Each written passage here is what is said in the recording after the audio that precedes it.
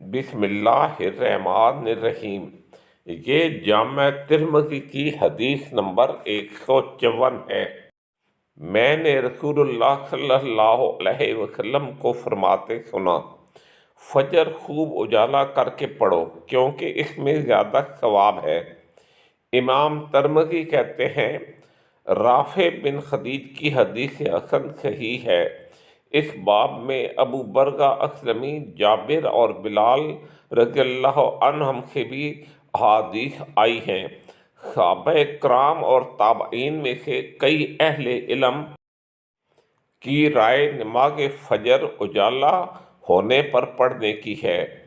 یہی سفیان ثوری بھی کہتے ہیں، اور شافعی، احمد اور اسحاق بن راہویہ یہ کہتے ہیں کہ اسفار اجالا ہونے کا مطلب یہ ہے کہ فجر واضح ہو جائے اور اس کے طلوع میں کوئی شک نہ رہے۔